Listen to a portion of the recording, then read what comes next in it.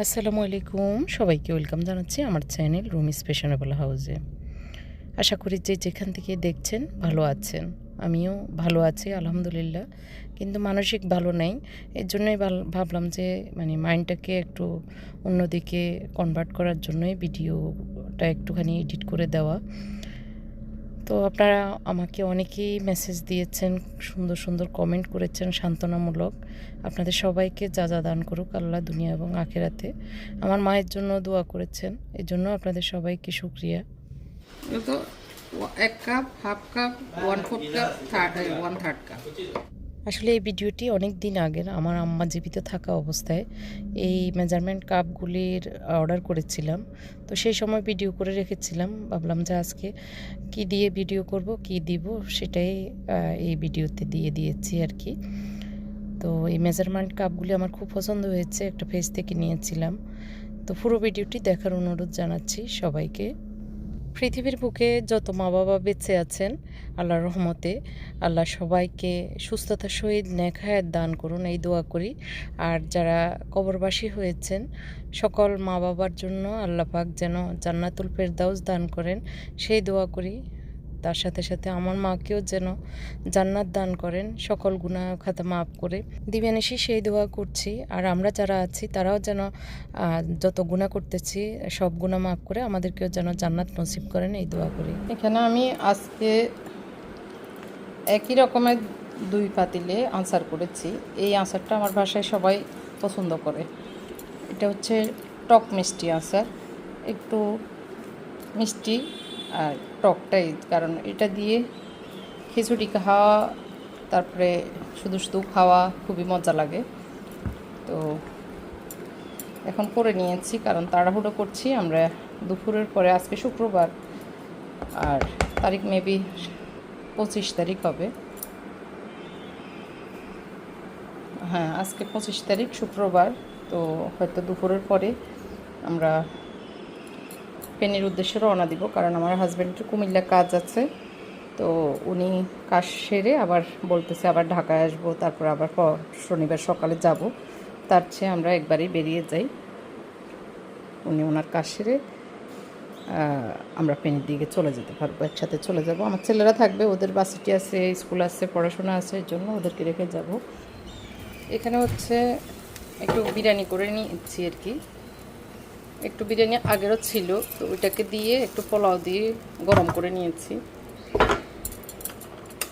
এখানে হচ্ছে খাসির গোস্ত রান্না করে দিয়ে যাচ্ছি ওদেরকে।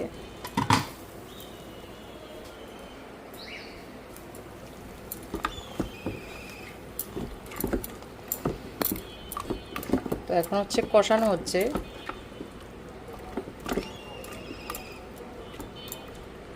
ভালো করে কষানোর পরে এটাকে একটু পানি দিয়ে রান্নাটা করে নেব। একটু আলু দিব, এই জন্য ফুটে নিয়েছি আলু। আমার আম্মা মারা গেছেন আজকে 10 দিন। আপনারা জানেন যে আমার আম্মা আর পৃথিবীতে নেই, আল্লাহ পাক আমার কলিজার টুকরা মাকে নিয়ে গেছেন আল্লাহ পাকের কাছেই। তো এই কয়েকদিন আর কি, 10 দিনের ভিতরে 8 দিনই বাড়িতে ছিলাম। গত বুধবার রাত 10টায় আমি ঢাকায় এসেছি, আমার ছেলেরা একা আছে। তো একটু গুছগাছ করে দিয়ে যাওয়ার জন্যই আসলে এসেছি। তো কলিজাটা ফেটে যাচ্ছে, যদিও সব বাসায় এসে শুধু কান্না আর কান্না করছি। কারণ যেদিকেই তাকাচ্ছি শেষ মুহূর্তের শেষ স্মৃতিগুলি মা আমার বাসায় রেখে গেছেন। যেদিকেই তাকাচ্ছি আমার বেডরুমে রেখেছিলাম লাস্টের দিনগুলোতে আর কি। ওনার সব কিছু জিনিসপত্র রাখা সুবিধার্থে ওনার অক্সিজেন সহ ওনার যে ট্রিটমেন্টের যত ইকুইপমেন্টগুলো ছিল সবই আমার রুমটা বড় থাকার কারণে ওখানে রাখতে সুবিধা হয়েছে। আবার টয়লেটটা ওনার ওঠার সাথে সাথেই যেন টয়লেটে যেতে পারেন এরকম সুবিধার জন্যই রেখেছি, যার কারণে এসে এখন আমার রুমটাতে ঢুকতেই পারছিলাম না। প্রথমে খুব কান্না এসেছিল, বুক ফেটে হৃদয় ছিঁড়ে কান্না করে বুকটাকে পাতলা করেছি। তো আসলে যেতে নাই দিব হয়, তবু যেতে দিতে হয়, তবু চলে যায়, কথা একদম বাস্তব। এখনও মনে হচ্ছে না যে আম্মা নাই, এখনও মনে হচ্ছে আম্মা হয়তো বাড়িতে বা অন্য কোথাও আছে। আর এই 10 দিন মনে হচ্ছে যে 10 বছর হয়ে গেছে, এত লং টাইম। আর যে 4 মাস ট্রিটমেন্টে আমরা দৌড়াদৌড়ি করেছি, ওই সময়টা মনে হচ্ছে একদম শর্ট, মনে হচ্ছে মানে চোখের পলকে এই সময়টা কীভাবে যে চলে গেছে আম্মাকে নিয়ে। মনে হচ্ছে যে হ্যাঁ, অতৃপ্তি রয়ে গেছে, আরও যদি আম্মাকে দেখতে পারতাম, আম্মার কাছে থাকতে পারতাম, আম্মাকে ছুতে পারতাম, সারাক্ষণ আম্মাকে দৌড়ে দৌড়ে অনুভব করতাম আমার আম্মা বুঝি চলে যাবে পৃথিবী ছেড়ে, আমাদেরকে একদিন বুঝি সবাইকে চলে যেতে হবে এভাবে। তো যাই হোক, আল্লাহর সিদ্ধান্তে আমাদেরকে সন্তুষ্ট থাকতে হবে। বাস্তব সত্য হচ্ছে আমরা সবাই যেতে হবে, এটাই। তারপরেও ওই যে মা তো নাড়ি ছিঁড়া দন, আমাদের তো মনে উঠবে, প্রতিটা মুহূর্তে মনে উঠছে। আর মনে হচ্ছে হৃদয়টা খালি হয়ে গেছে, মানে বুকটা খালি হয়ে গেছে, মনটা খালি হয়ে গেছে, এরকম মনে হচ্ছে। তো আসার সময় একটু বাড়িতে গিয়েছিলাম, মানে আমার হাজব্যান্ডদের বাড়ি, যেটা শ্বশুর বাড়িতে। তো আসার সময় অনেকগুলো আম নিয়ে এসেছিলাম। তো কিছু কুটে আচার দিয়েছি, আর কিছু কাঁচা রেখেছি, আবার কিছু কুচি করে আমরা মাখানি খেয়েছিলাম আর কি গতকালকে। তো বুধবারে এসেছি, বৃহস্পতিবারটা, আজকে শুক্রবার। এখন জুমার পরেই আমার হাজব্যান্ড বলল তাহলে আমরা রওনা দিই, আবার আসবো আবার শনিবার। ওনার ফেনীতে অনেকগুলো কাজ রেখেছেন, তো সেজন্যই আজকে সিদ্ধান্ত চলে যাব। ঠিকঠাক করে দিয়েছি, আর রান্নাও করে নিয়েছি, ওদেরকে দিয়ে দিয়েছি। আর হচ্ছে আমি একটু মানে চিন্তা করতেছি আর কি, দিন যেটা যাচ্ছে সেটাই ভালো, সামনের দিনগুলো হয়তো আরও খারাপ আসতেছে। এই জন্য বাড়িতে একটু রেনোভেশনের কাজ করাতে হবে আমার হাজব্যান্ডদের বাড়িতে। তো আসার দিন একটু মানে মাপ টাপ নিয়ে এসেছি, এক নজর দেখে এসেছি। তো সেটার একটু ভিডিও করে রেখেছিলাম, সেটাও লাস্টে দেখাবো। তো আমি বাড়ি থেকে আমগুলি নিয়ে এসেছিলাম আমার শ্বশুর বাড়ি থেকে। তো 2 বয়ম হয়েছে, এগুলি প্লাস্টিকের বক্স বয়মে রেখে যাচ্ছি আমি। একটু পরেই আমরা জুমার নামাজ পড়তে এখন আমার হাজব্যান্ড গিয়েছে, একটু পরে আমরা বেরিয়ে যাব। এই জন্য আপাতত এইভাবে রেখেছি। এখনও একটু গরম আছে, এগুলি মুনতাসিরকে বলে যাব ঠান্ডা হলে ফ্রিজে রেখে দিবে, আমি এসে আবার ঠিকঠাক করবো। আর একটু তেল দিতে হবে, আর একটু রোদে শুকাবো। তো এই জন্য এইভাবে এখন রেখে যাচ্ছি। তো একটু ওইভাবে খোলা থাকুক, ঠান্ডা হোক, তারপরে ফ্রিজে রেখে দিব।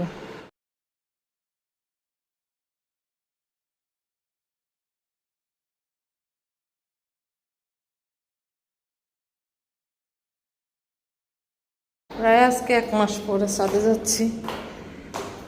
ছাদের কি অবস্থা, গাছ যা লাগাইছি সব শেষ, আর দেখারও সুযোগ হয়নি।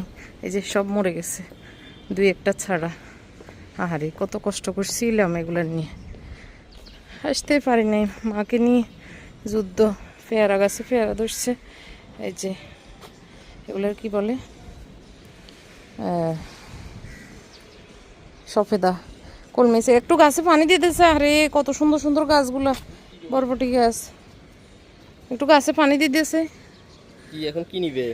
এখন এই যে এখানে এই গাছ সবগুলোতে একটু পানি দিতে, এখানে কমেট, তারপরে হচ্ছে ওই বেসিং, এটা কমেট, এগুলো নিবে। আর এই যে 5 ফিটারের এটা বস্তা, এটা নিলেও তো কাজে লাগতো।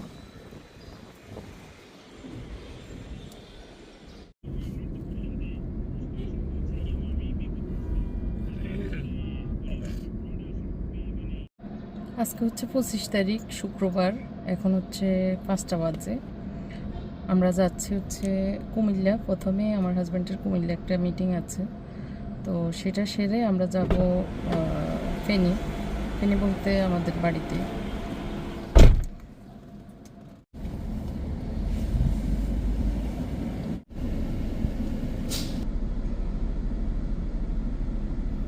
দুপুরে খাবার খেয়ে বেরিয়েছিলাম, তো আর্লি খাওয়া হয়েছে, আর খেতেও ইচ্ছে করেনি, সামান্য একটু খেয়ে নিয়েছিলাম। এখন আমার হাজব্যান্ডকে বললাম যে খিদে লেগেছে, একটু হালকা কিছু খেতে হবে। উনি চিপস নিয়ে পানি নিয়ে উঠেছিলেন, তো দুজনে শুরুতেই খেয়ে নিয়েছিলাম। তো বললো যে আচ্ছা ঠিক আছে, আমরা মিয়ামিতে আমি মাগরিবের নামাজ পড়বো আমরা, আর হচ্ছে একটু চা আর পরোটা খাবো। তো সেটাই হচ্ছে আর কি, একটু চা পরোটা খেয়ে নিচ্ছি। আমরা দুজনে যাচ্ছি, ছেলেরা তো বাসায় আছে, আল্লাহ হাওলা করে রেখে এসেছি। যদিও ওদের জন্য খুব ফরম পড়তেছে, তারপরও বাবার জন্য যাচ্ছি। বাবাকে একটু সময় দিব। তার পাশাপাশি হচ্ছে শ্বশুরবাড়িতে বিল্ডিংটাতে একটু কাজ করাতে হবে। এক অংশ বিল্ডিংয়ের দোতলায় কাজ করা বাকি আছে। এখন মনে হচ্ছে, ফিল হচ্ছে যে আম্মা মরে যাওয়ার পরে যে বাড়িতে আসলে আমাদের ঘরেও থাকতে একটু অসুবিধা হচ্ছিল। তো আমার ভাইকে বলছিলাম পিছনের অংশটা যদি করা হয়ে যেত আমরা সবাই আরও আরাম করে থাকতে পারতাম। তো এখন মনে হচ্ছে আমার শাশুড়িও একদম নরম হয়ে গেছে। কখন কি হয় না হয়, সবাই একসাথে থাকতে গেলে আসলে গ্রামের ঘরটা খুবই জরুরি। তো এই জন্য চিন্তা করে আমার হাজব্যান্ডকে ভালো করেই ধরেছি, কারণ উনি এইসব ভেজালে যেতে চায় না আর কি। নিয়মিত করবে আমরা না হালকা করবে চা সব নিয়ে। পরোটা খেয়ে এখন চলে যাচ্ছি কুমিল্লার উদ্দেশ্যে। কুমিল্লা ওই যে মিটিং বলেছিলাম ওইটা শেষ করবে, তারপরে আমরা বাড়ির উদ্দেশ্যে যাব। তো অলরেডি কুমিল্লা শহরে ঢুকে পড়েছি। একটু পরেই ওনার যেখানে মিটিং, এখানে ওনার একটা ল্যান্ডের কাজ চলছে, তো অ্যাপার্টমেন্টের সেইখানে মিটিং হবে। তো আমরা সেই উদ্দেশ্যে ওখানে যাচ্ছি আর কি। তো এটা হলো আমার শ্বশুর বাড়ি। বাড়িতে তো কেউ থাকে না, একদমই খালি বাড়ি। একজন কেয়ারটেকার দিয়ে জাস্ট একটু দেখভাল করাই আর কি। অনেক গাছগাছালি, অনেক ফল ফলালি দিয়ে ঘেরা এই বাড়িটি। এই যে পুরনো যে ঘরটা দেখা যাচ্ছে, এটা একটা মানে অনেক বছর আগে, যুদ্ধের আগের হিন্দুদের বাড়ি ছিল। সেটাই আমার শ্বশুর কিনে নিয়েছেন। তো ওইগুলি আমি একটু পুরনো ঘর, অনেক সুন্দর এই পুরনো ঘরটাতে আমাদের বিয়ে হয়েছিল। তো সেটা আমি স্মৃতি হিসাবে এটাকে একটু রং টং করে ওটা ওভাবে রাখবো, মানে রেনোভেশন যেভাবে করাই সেভাবে করব। আর এটা হচ্ছে আমাদের দোতলার এক অংশ আর কি। সেই অংশটা এখন করাবো, বা মানে সবাই আসলে একসাথে থাকা যায় না। তো এই জন্য এই ঘরটাও মানে করব। আর ওই যে নিচের পুরনো ঘরটাকেও একটু ভিতরে কাজ করাতে হবে, রং করাতে হবে। তো এই অংশটা আমার হাজব্যান্ড আর হচ্ছে আমাদের এই বাড়িতে থাকে। মানে আমরা বিয়ে হওয়ার আগ থেকে ওরা মামে ছিল আর কি। তো ও আছে, ওকে মামা বাগিনী মিলে মাপতেছে আর লিখে নিচ্ছি আমি। আর ওই যে দুইটা রুম দেখা যাচ্ছে, ওগুলি কমপ্লিট রুম, একটাতে ওয়াশরুম আছে। তো এই অংশটা অনেক দিন থেকে করানো হবে, আজকে প্রায় 5-7 বছর হয়ে গেছে, করানোই হচ্ছে না। এবার আমি বললাম যে না, আমি ভালোভাবে যদি না নামি জীবনেও হবে না। এর জন্য ভাবলাম যে না, এটা করে ফেলি। তো এটা করানোর জন্য মাপজোপ নিয়ে পরিকল্পনা নিচ্ছি, বাকিটা আল্লাহর উপরে, আল্লাহ ভরসা। আর এই তো এখন পরের দিন আমরা ঢাকার উদ্দেশ্যে রওনা হয়েছি দুপুরে খাওয়ার পরে। মাকে বিদায় দিয়ে হয়েছি।